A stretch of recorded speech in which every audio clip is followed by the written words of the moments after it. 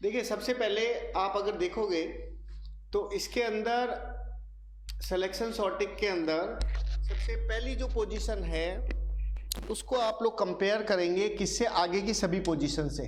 तो ये मैंने आपको बताया था कि जैसे 7 है तो 7 का कंपेयर 5 से किया, फिर 5 जो एक्सचेंज हो गया 5 7 से, तो 5 का कंपेयर आपने किससे किया, 4 से किया, फिर 4 का कंपेयर आपने 8 से किया, फिर 4 का कंपेयर 3 से। मतलब कुल मिला के बात यही है कि ये जो ब्लू कलर है वो तो आपका जो है वो जे है, जो कि था कितना 1 था ब्लू कलर पहली बार, फिर जे कितने पे आ गया 2 पे आ गया। इस तरह से जे की वैल्यू लगातार बदल रही है, ठीक है। तो ये जे था, फिर ये आपका जे हुआ, फिर ये आपका जे हुआ, फिर ये जे हुआ, फिर ये जे हुआ।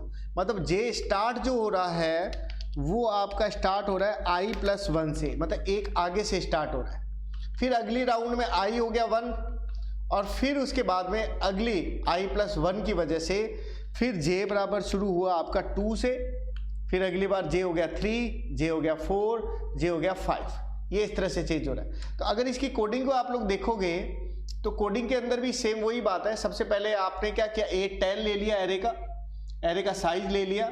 साइज लेने के बाद आपने बताया लिमिट क्या है, तो आपने सीन लिमिट बताई भी एरे का लूप कहाँ तक चलना चाहिए।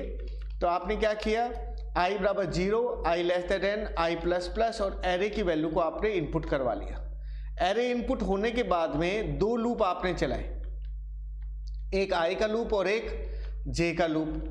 i जो लूप था j उसके एक आगे से चल रहा है, जैसे कि मैंने अभी आपको एक्सेल की शीट पे बताया ही था। जैसे ये देखो इसके अंदर क्या था कि i जो है उससे आगे आपका j शुरू हो रहा है। i जो था अगली बार जैसे 1 हो गया, सारे जो रेड है वो 1 है, तो j क्या है उससे आगे से चल रहा है, तो आपस में क्या कर लेगा, सीधा स्वैप कर लेगा। लेकिन स्वैपिंग का रूल क्या है कि जो i पोजीशन की वैल्यू है वो j पोजीशन की वैल्यू से क्या होनी चाहिए, बड़ी होनी चाहिए। तो आप इसके अंदर अगर देखोगे तो आपने क्या कहा, अगर ai j से क्या है, बड़ा है तो आपने क्या कर लिया, स्वैपिंग कर लिया। टेम्प बराबर ai के बदले aj आ गया, aj के बदले क्या आ गया, टेम्प आ गया।